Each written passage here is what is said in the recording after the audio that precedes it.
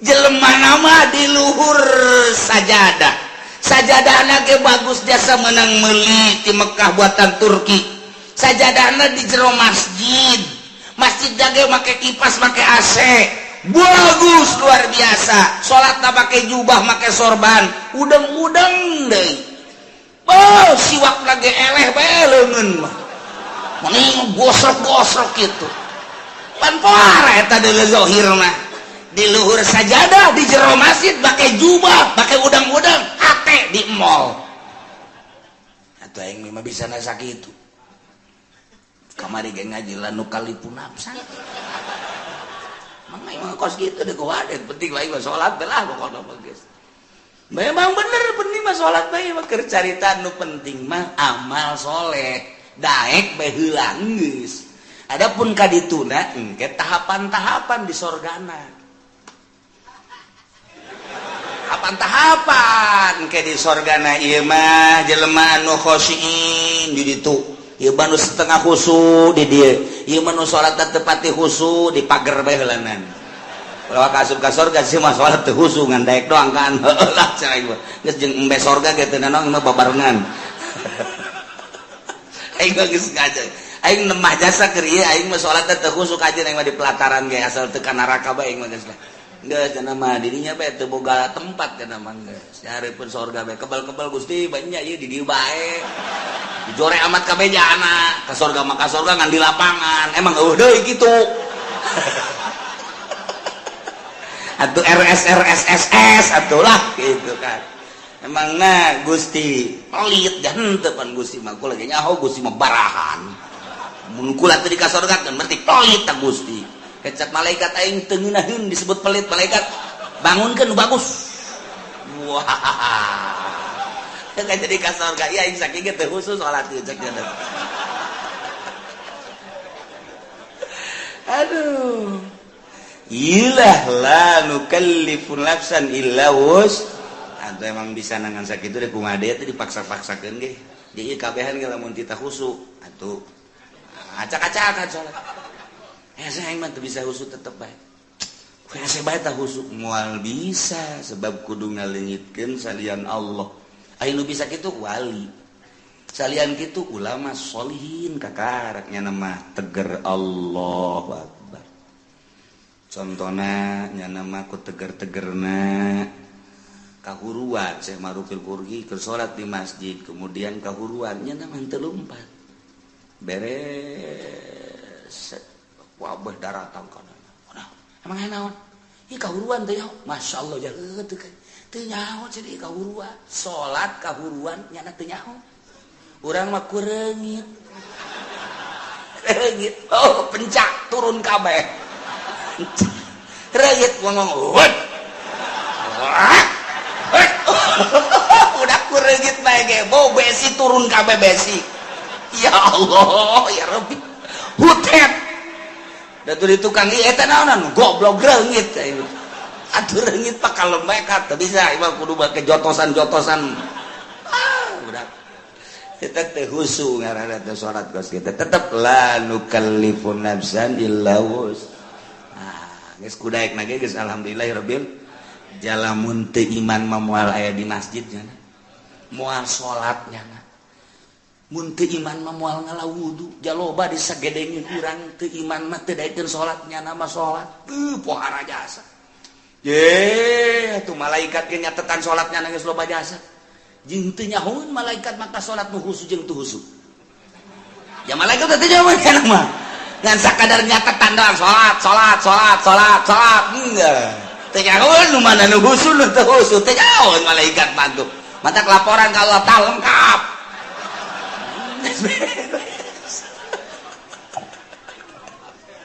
Ya Allah ya Rabbi ngeunaheun jas ngan lamun endek memperbaiki diri ngabagus-bagus diri tentang ibadah ku aya bahasa wa amilus solihati di samping iman ka Allah iman ka Kangjeng Rasulullah wa amilus solihati lain sakadar iman tapi beramal soleh. Nah iya nyaritakeun tentang amal soleh teh berarti kudu anu bagus bagus na amal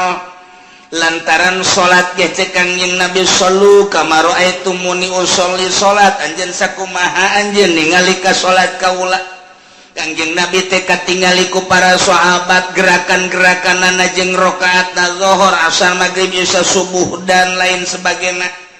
bentuk salat nama urang teh pati beda jeung Kangjeng Rasul nu beda teh ngan sakadar batina doang ketika Kangjeng Rasul salat cek Kangjeng Rasul wa qurratu aini fi shalah be ketika salat teh lempeng kadel jeung karasa Gusti Allah sehingga hate bungah nu luar biasa maka cek Kangjeng Nabi ketika aranjeun kabeh boga kabingung boh urusan dunia boh urusan akhirat maka salatlah 2 rakaat engke bakal dibere lolongkrang ku Gusti Allah lamun aya jelema bingung soal dunia bingung soal akhirat sok gerak ka Gusti Allah munajat Allahu akbar engke ku Gusti Allah bakal dibere lolongkrang lantaran di jero salat teh aya kabungahan anu hese dicaritakeunana ngan lamun urang nyaritakeun kabungahan di jero salat pan hese lantaran urang macan pernah manggihan bungah di jero salat malah urang mah keur bungah salat jadi henteu bungah urang mah keur tentrem salat jadi teu tentrem lantaran urang mah salat teh kakarak ge daek doang jeung dipaksa eueuh kangeunahan nah neangan coba kangeunahan kumaha jak Kangjeng Nabi menyaritakeun salat teh ngeunah ieu mah deuk memperbaiki sakadar iman ka Allah sakadar iman ka Kangjeng Rasulullah beramal sakumaha parentah jeung larangan dijauhkeun nah eta teh geus asup kana ulaika ashabul jannahum fiha khalidun ngan di surga beda-beda engke mantap yang memperbaiki diri mulai ngajinya na asup ke pondok pesantren kejeun teu sakola ge atawa di barengan ku sakola 2 tak ngaranna teu murni teh mah kos kitu mah ka surga hayang ka neraka hayang ieu mah teh di ka surga bae geus mulai mondok pesantren ngaji amil ngaji jurumiyah ngaji alfiyah ngaji jual makun ngaji mantek ngaji jamul jawa metro usul fikih dan lain sebagainya ngaji hadis tafsir beres neropong kana kemurnian kejernihan kolbu ahli Allah kabita urang lamun nyaritakeun Sidina Abu Bakar Siddiq radhiyallahu anhu Abu Bakar keur cicing bae neuleuh manuk pit cerik Abu Bakar Siddiq ditanya ku sahabat Abu Bakar kunaon neuleuh manuk meni cerik inget ka sorangan kok neuleuh manuk sih inget ka sorangan bahagia amat mun kaula ku Gusti dijadikeun manuk pi manya Abu Bakar jadi manuk sih bahagia nama kieu cek Sidina Abu Bakar engke di akhirat teh manuk dibuktikeun ke ditanya kabelah dituna geusan manuk mah jadi lebu eueuh hisab eueuh naon ai Abu Bakar engke di akhirat kumaha ditanya tentang salat beres tah henteu salatna khusyuk tah henteu salatna wah mulai tah urang aduh tadi ngeunaheun sukari rada garentet deui aing ye Sidina Abu Bakar nyencerikan diri sorangan neuleuh manuk doang hayang amat neuleuh manuk cek nyana jadi manuk lantaran manuk mah pae di akhirat jadi lebu geus bae eueuh hisaban tapi pan Abu Bakar engke ditanya datang ke mana iya memperjuangkan agama datang ke mana salatna khusyuk datang ke mana sieun jasa harta-harta leuwih ti kabutuhan ke bakal ditanya ku Gusti Allah ieu Abu Bakar ieu sedih jasa engke di akhirat bakal dihisab engke mantak kurucut cerik neuleuh manuk ras ka diri sorangan masyaallah Sidina Ali kieu bae di juru imah kieu bae ditanya kapan ku Siti Fatimah pamajikanan Kang Ali benar mengalamun baik sakieu geulisna ieu pamajikan mesti dilamun keneh bae Siti Fatimah pan capetan jasa pan eueuh deui nu siga Kangjeng Nabi Siti Fatimah mapahna siga Kangjeng seungitna siga Kangjeng senyumna siga Kangjeng capetangna siga Kangjeng mantak menggairahkan urang mun boga pamajikan kos kitu geus teu kudu nyandung atuh ieu mah deuk mah teu nyandungna atuh ditanya manyun bae dibere komo teh dibere mah aduh udah isuk-isuk lain mangi kutang ngebeledek bae eta urang nyandung bae kitu leuh pamajikan kurang saregep pasana ieu jatuh orang Lampung Pararuti wah beres coba si tiba-tiba Kang Ali kunaon sing ngalamun teu kunaon lain kitu beusi anu dipikiran tah ieu teh eta aya naon-naonan cek Siti Fatimah teh Siti Fatimah panggil sahabat nu saja iya Ali katingalina merenung aya naon ieu beusi aya anu perlu dipecahkeun jeung dibantu ku kaula bakal dibantu saha nu bisa ngabantu ke perasaan kula aya kitu nganaon rumah tangga lain soal ekonomi lain soal perpolitikan henteu eta mah kos kitu melah naon atuh kula mah neuleuh budak tuh lulumpatan ras ka diri aya kitu hayang kula jadi budak deui saenggeus teh jadi budak memeh balik mending di mawatan ku Gusti Allah selesai ali di jero kubur teu kudu ditanya deui di akhirat geus teu kudu ditanya lantaran budak mah rek ti muslim rek ti kafir tetep ka sorga bae ali mah ngarep-ngarep hayang budak deui cek yeuna teh hayang paeh leutik beuh pat ieu mah geus kieu cek yeuna teh paeh di jero kubur bakal ditanya ku malaikat munkar nakir haju dihisab segala rupa amal-amal salat bakal ditanya khusus henteu tak ieu lamun ditanya soal salat bae ai pagawean mah pagadi pagawe tapi kan kahusukan henteu nah ieu nu jadi masalah cek Sidina Ali teh haju kapan lamun teh khusu wala tadribiha wujuhana pada eta salat teh jadi pamonggol aduh geus kiai entah dibayar lah mendingan nu aja jero teuing mah eungap cenah teh ieu mah keur carita klasifikasi jadi tahapan-tahapan manusia teh beda-beda Sayyidina Ali mah ahli ruhani atuh beuh Sayyidina Umar kitu keneh Sayyidina Utsman apalagi Sayyidina Abu Bakar kan tenan eta geus caritakeun tah mah kabelah handapna Tuan Syabdul Qadir kabelah handapna terus ulah-ulahna naon tah Syekh Asnawi bae geus sakitu poharana masyaallah karim guru-guru urang anu geus teu nyahoan naon ketika zikir ku ngeunaheun jasa lantaran urang mah pan ngarasa lapar teh beuteung urang mah ngarasa indah teh ceuli urang mah ngarasa nikmat indah teh mata lantaran make kena watek kapan urang mah mata indah mun dideleukeun kanu indah-indah masyaallah barang neuleuh aya awewe semampai mata akureun mantep banget ngongkong saya teh aduh mantep susu nongol kahayang mata kan eta neuleuh urang negro hidung amat jariji aing mah mata watak eta teh lamun dikembalikeun ka nu geulis buatan Allah nu goreng buatan Allah nyaritakeun geulis jeung goreng teh tama nafsu mun dikembalikeun maka Gusti Allah bawa nu geulis bacan bisaeun ibadah bawa nu goreng mah bisaeun ibadah sedengkeun titah cinta teh kanu cinta ka Gusti Allah urang lamun dikitu-kitu bakal resepan kanu hideung je di titah cinta teh ka jelema anu cintaeun ka Allah ulah leuleuh zahir sakadar leuleuh zahir mah gampang urang kuari jadi jelema sugi aya di urang gagah aya di urang kasep aya di urang bintang film mana anu ku urang henteu bisa dibeuli zahir mah gampang tapi nyana cintaeun teh ka Allah tapi lamun urang dititah mika cintana kanu dicintai ku Gusti Allah hararese kapanggih jeung nu hideung jelema nama hideung luar biasa tapi maca Qur'anna sapoe sakali tamat ka jelema bager jasa menyapa luar biasa jelema nama goreng di jero hatena aya ma'rifatullohan ieu nu dititah dicintai ku Gusti Allah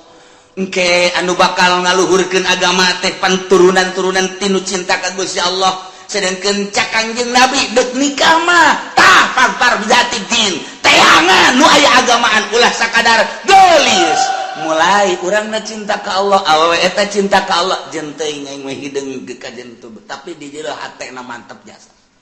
mulai urang cinta digedeng gegereukeun ku batur heuy sia kasep-kasep kawin kadinya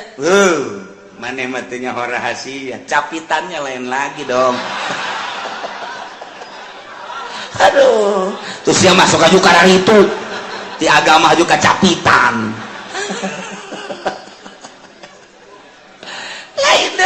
itu didele batin. Masya Allah kurang kawin lillahi ta'ala tenele gelis na tenele kaya na tenele tapi nele agama na borojol boga budak. Masya Allah budak diajak nonton TV itu daekeun sebab timbul ti indung anu tadina maca Quran bae maca sholawat bae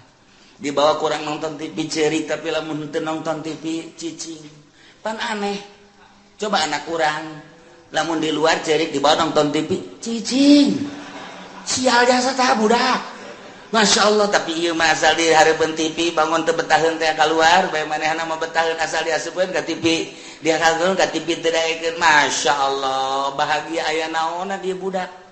mulai gede saeutik nyahueun ka bahasa-bahasa alif ba ta sa jim dan lain sebagainya teu kebal haju bisa maca Quran nikmat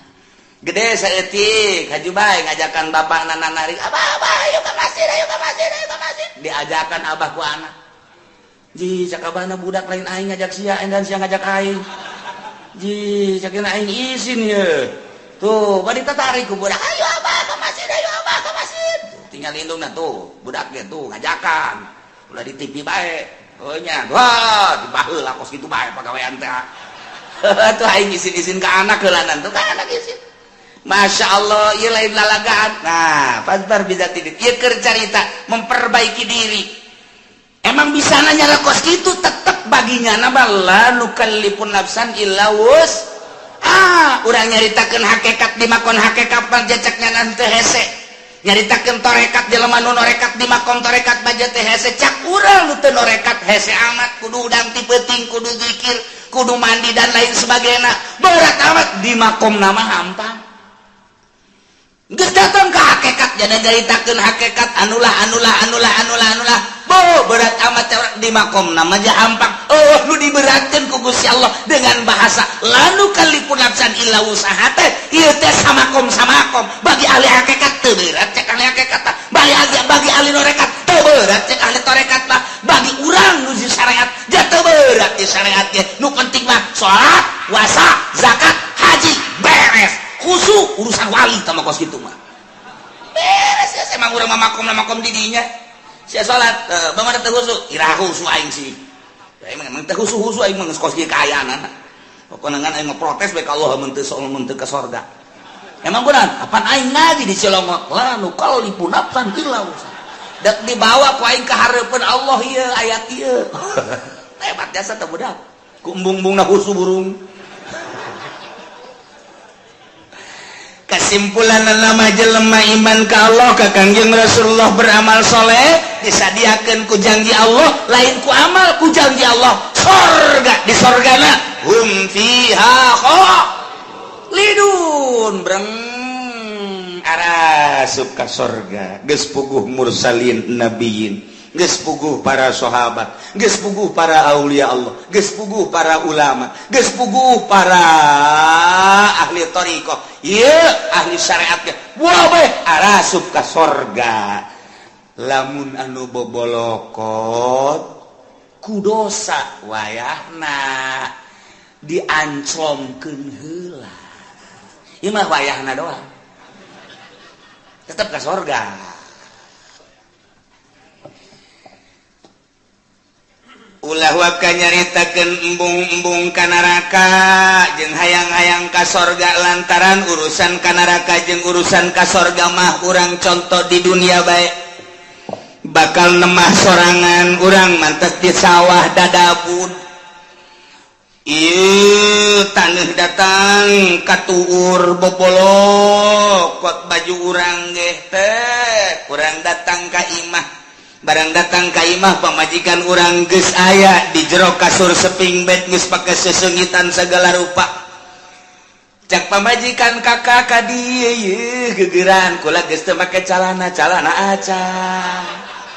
kira-kira urang nu dadabud bobolokot takutane wani henteu coba ka kasur hayo moal wani ke heula kakak deuk kukum baheula kan kitu kajen kukum make henteu ieu mah kadi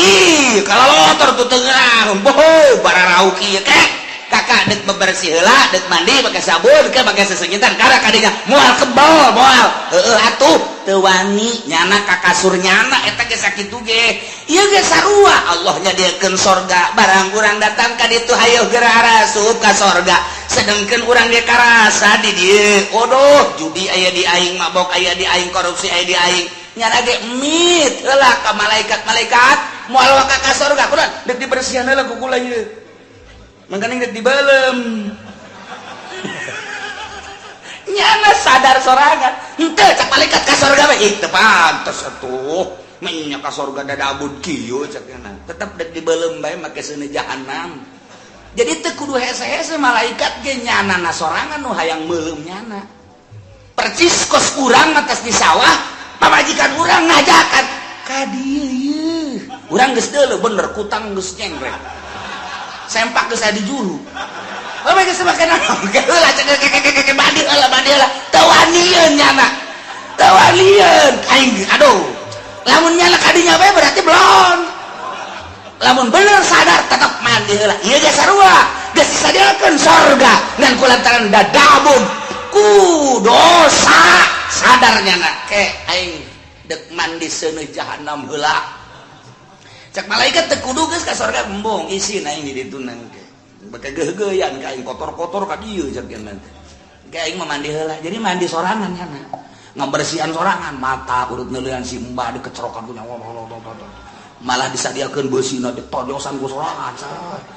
mata kurang nyaritakeun Kangjeng Nabi aya jelema ngaguntingan sorangan bener teu ngai jelema ngusur atuh emang ku sorangan